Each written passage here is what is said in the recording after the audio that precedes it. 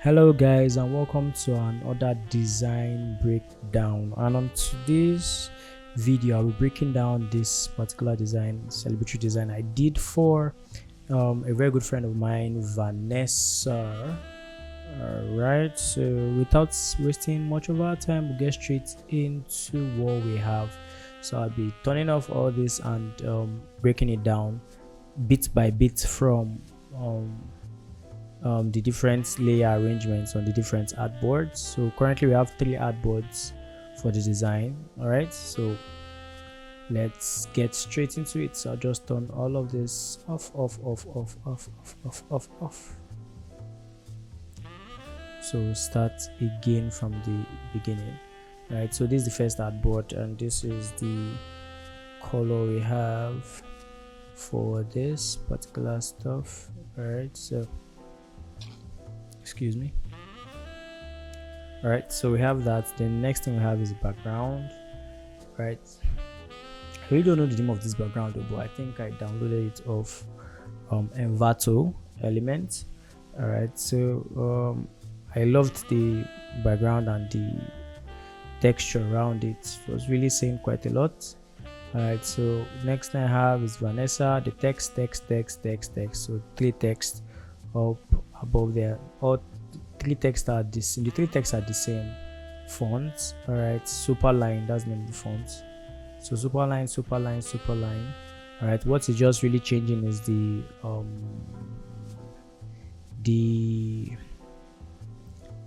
different widths of the typeface. All right, so you have line, outline, regular, italic, line, italic, and outline, italic. All right, so what I'm using here for this Vanessa here is line. All right, for this one is regular, same font but in italics here. Then for this one is still super line, same regular, italics, and all in caps. All right, so the next layer I have here is this particular stuff. This is a vintage overlay. I also downloaded off Envato, I think. All right, so it is a vintage overlay, but the blend mode is overlay. This is what it looks like normally. All right, so but I decided to put it in overlay so that it takes a little bit of the color of this.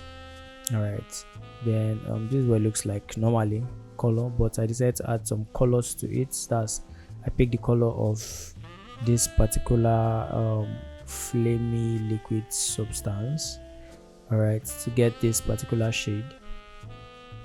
Then next I have is Vanessa's picture. So I think on this design I used practically 2 pictures, all right, that she sent. Then I have a gradient. So this gradient is down here because I needed to add some other things down here. So the color of this gradient is this particular stuff. So there you have it, this particular color on the shadows, then this other one on the highlights. Both colors taken from the background to make the whole thing very, very homogeneous. All right, so there you have that. That's about that. Okay, then her name again appears, Nessa. Okay, so this Nessa is a different text, and the name of the text is Myro, Meiro. That's the name of the text, Myro. All right, then Vanessa again. Then this one is an outline. All right, so how do you create outlines? You make sure the fill of the object or whatever you want to outline is 0. Then double click on it, then come to find stroke. If stroke is not here, you can come down to this FX, then click on stroke. It brings up stroke. Okay, then yeah, that's it. You make sure I forgot to explain. You make sure your stroke is outside, position is outside, and the size is somewhere from 1 to 6, depending on how you want it to be. Okay, then you have that about that. Then the next thing, gradient map. This is a shadow of this picture. Okay, so a shadow of this picture. Then yeah, that's practically it. So now you notice there are some colors down below here on this her clothes.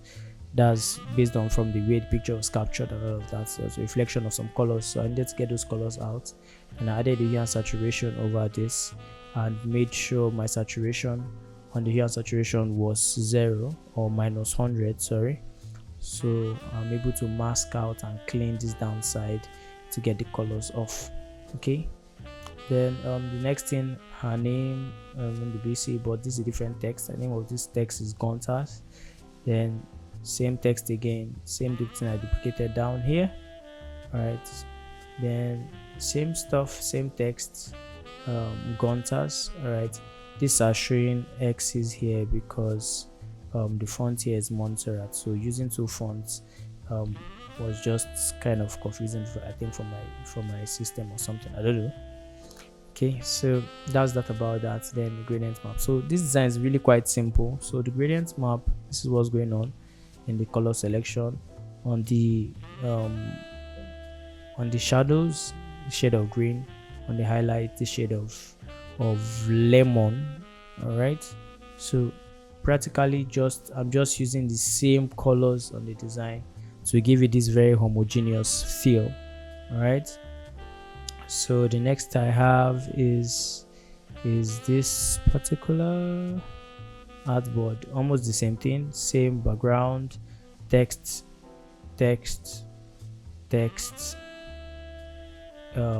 vintage stuff, vintage overlay, her picture, gradient map down here. So now I'm choosing a greener gradient as opposed to somewhat bluish gradient I chose here. All right, so her name. All right, so basically I wanted her name to enter into her distance, so I was able to create a layer, create a mask over this particular name. Then I was able to paint from her picture out and out from here to give that illusion. All right, okay, then next thing I have is Nessa. So this her name, same Miro font. Name of this font is also a Superline font. So practically what's really going on in this design basically is just the use of fonts as major elements to express the design. So basically, like I was saying, someone commented on my design one time on IG. I was like, these fonts you're using, some of fonts are very, very small and not readable and all of that. And I told the person, well, it's actually a design element. So when you're designing, not every element in your design is meant to be readable. All right, so, and it doesn't mean one element cannot negate or stand for a design aesthetics. Right, the fact that it's a text doesn't mean it must always communicate information. All right, there are other things that should communicate information, and if you're going to use a text as aesthetics not to communicate information, then you're not wrong. All right, you just have to use it well. Okay, that's basically what I do, and that's basically what's playing out here. So now it's not even small text, now it's now very, very large text. All right, and how they look. Right, so practically that's what this design is really made up of. So you have this design, I'll say 85% of text, then the remaining is just pictures and all other elements, such as colors and backgrounds. All right, so same stuff that you have here. Vanessa on the BC, her name. All right, name of the font is Gontas. Same stuff, strong, bold, duplicated down here. So you notice different arrangements, different composition, but the same element. Then the gradient map to the same thing with the first one. All right, so come back to the last artboard, which is similar to that. All right, so you have that background, text, vintage, picture, gradient fill, like the former artboard, text, text again. Right, then gradient map. Then I went back to something I used to do formerly in my designs, color lookup. For those who actually know me from way back, say 2023, 2022, I always abused it. So color lookup to change this. So my color lookup, I'm using 2-strip look, and I apply a hue and saturation over it. right, to give me different texture of color. So hue and saturation, this is what I'm doing. On my hue I'm doing +12, saturation +16, lightness I'm doing -10.